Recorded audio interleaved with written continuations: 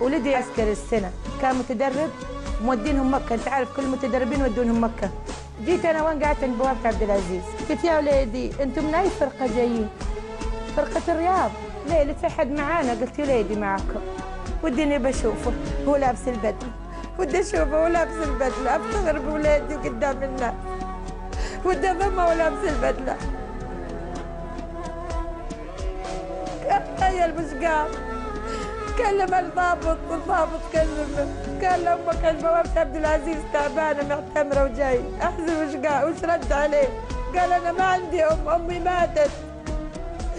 هذه الكذابه ما هي امي.